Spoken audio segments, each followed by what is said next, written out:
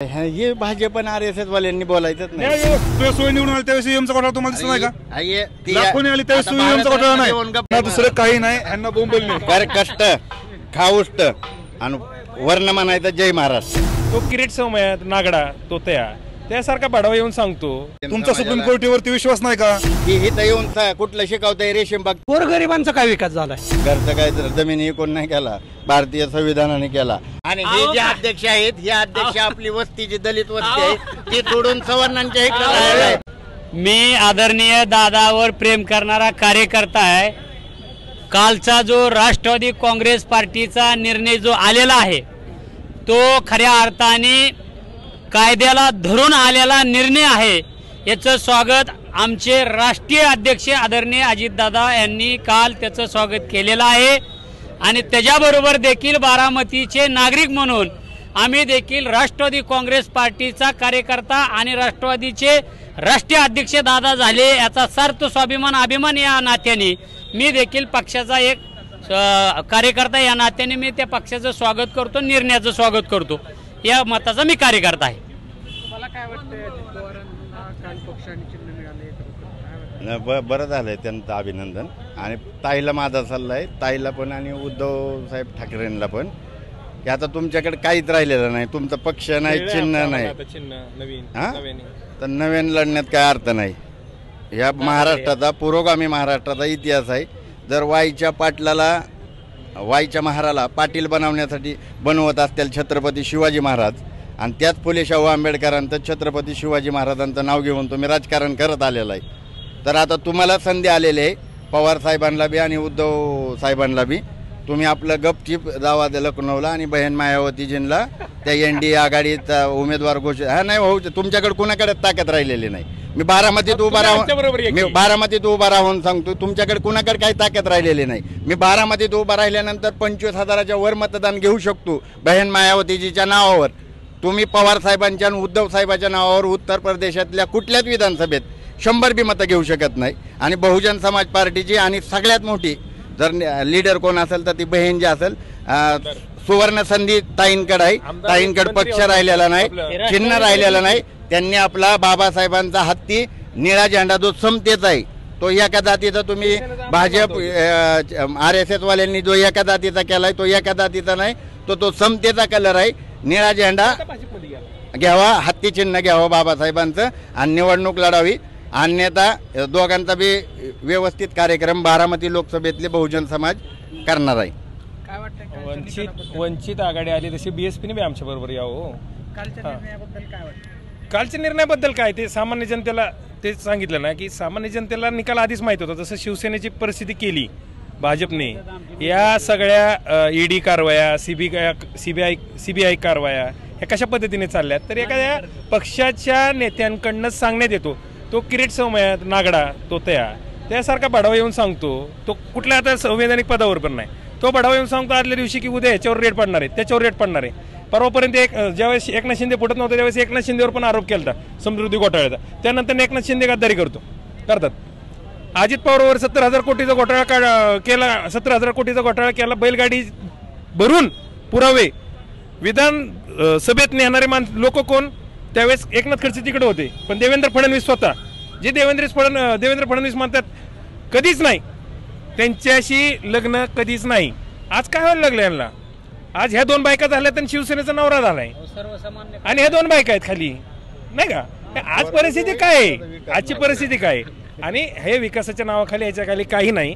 लोकांनी जनतेने लक्षात घेतलं पाहिजे की ह्यांनी जे घोटाळे केलेत हे घोटाळ्यांपासून जे जेलवारी होणार आहे ही लक्षात आली, म्हणून ती वाचवण्यासाठी विकासाच्या नावाखाली जनतेला सांगतात आम्ही विकासासाठी तिकडे गेलो। तसं काही नाहीये, हे फक्त भीतीपोटी गेलेले आहेत। नाही जाळले की परवा पुरावे। हा देश हा लोकशाहीवरती चालणारा देश आहे आणि जो अजित पवारांना जो न्याय दिला निवडणूक आयोगाने तो योग्य आहे।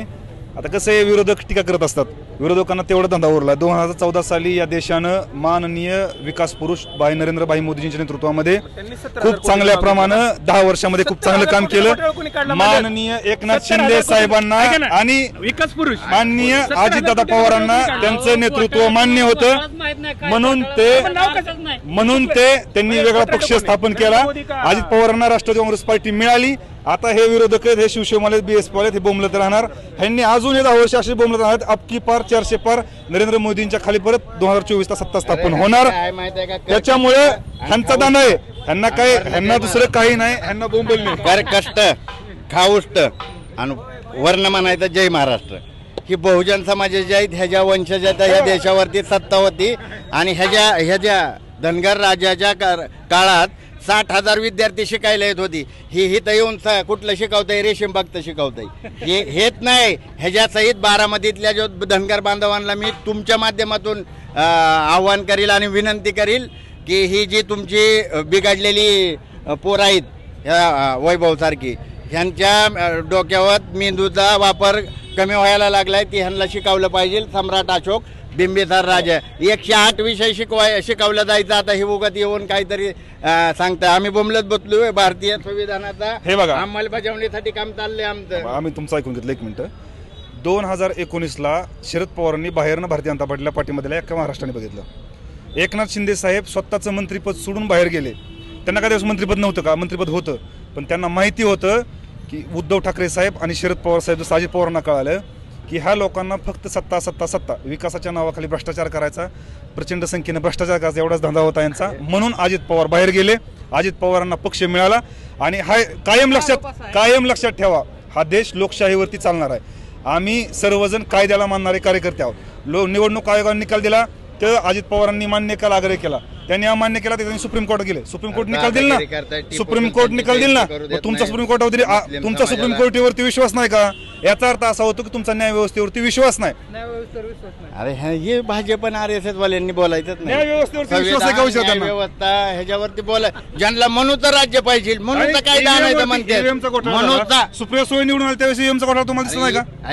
दाखवून आली त्यावेळेस आता EVM चा घोटाळा नाही. येऊन गप्प बसवलं ना अडवाणीला. अडवाणीने पहिलं रिट पिटिशन दाखल भारतरत्न देऊन सुब्रमण्यम स्वामी भारतीय जनता पार्टीने केलं. सुब्रमण्यम स्वामी जे भाजपचे खासदार आहेत, त्यांनी याचिका दाखल केली ती 2003ला.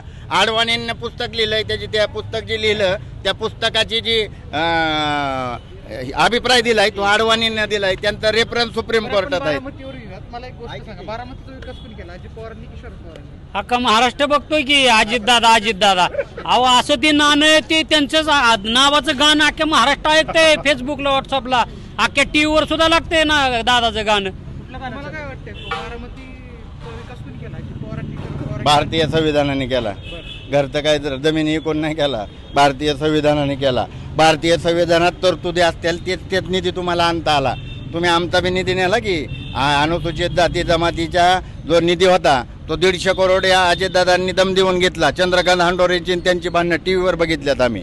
आणि मी काय ही पण काय उगा आपलं बोलावं लागतं. आता निवडणूक आल्या तर नगर परिषद आहे. असं काय नाही. सत्य बोललं पाहिजे. सत्याला आपण प्राधान्य दिलं पाहिजे. दादानी चांगला बघितलं, त्याच्यावर दादा चांगला. दादा इथं कॉन्ट्रॅक्टर देताना विचारपूर्वक देतात. त्यांना क्वालिटीचं काम पाहिजे असतं आणि बुरट्या सुरट्या कॉन्ट्रॅक्टरला देत नाही तिथं. त्यांना माहिती बारामतीत काय क्वालिटीची काम होत्यात. एकाच बारामतीत दादा महाराष्ट्रात माहिती आहे. आणि हे जे अध्यक्ष आहेत, हे अध्यक्ष आपली वस्ती जी दलित वस्ती आहे ती तोडून सवर्णांच्या इकडे प्रगतीच्या मार्गाने जाणारी लोक. कसं असतं माहिती आहे का? तित्तर असतं की नाही, तित्तर पारधी असतो. पारधी शिकारीला जातो. शिकारीला गेल्यावर तो पारधी काय करतो, त्याला चित्र धरायचे असतात. तो पिशवीत 2-4 चित्र घेऊन जातो आणि तो जाळ टाकतो आणि त्या जाळ्यात ते चित्र सोडतो आणि तो वरडायला लागतो. त्या चित्रांना बोलावतो. तर ह्या चित्रांच्या आवाजाने त्या जंगलातली चित्र पळत येतात की आपला भाऊ बंद आलाय म्हणून. आणि मग येतात आणि ती पारद्याच्या जाळ्यात गुंततात. तशी चित्र आहेत दादाने तयार केली. चित्र सुद्धा पकडायची म्हणलं तर त्याला विचार करावा लागतो. फॉरेस्ट खात्याला काय येडं म्हणून तिथं फॉरेस्ट म्हणून घोषित केलं काय? तिथं चित्र जरी धरले ना तिथं काय गुन्हा आहे. बारामतीचा विकास कोणी केला? बारामती विकास केंद्र आणि राज्य सरकार निधी असतो.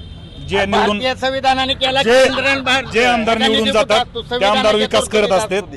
संविधानात तरतूद जरी असली तर जे केंद्र आणि राज्य सरकार असतं ते निधी देत असतं आणि त्या निधीमधनं स्थानिक आमदार हा विकास करत असतो. त्यामुळे हा विकास अजित पवार आमदार आहेत, गेली 15 वर्ष झालं तर अजित पवारांनी विकास केला. तुम्हाला काय वाटतं एक सामान्य म्हणून बारामतीचा विकास कोणी केला? बारामतीचा विकास गेलं 15-25 वर्षापासून आम्ही तीच ऐकतोय. पण खऱ्या अर्थाने गोरगरिबांचा काय विकास झालाय? आज सुद्धा दलित वस्ती झाली, मुलींचं शिक्षण झालं.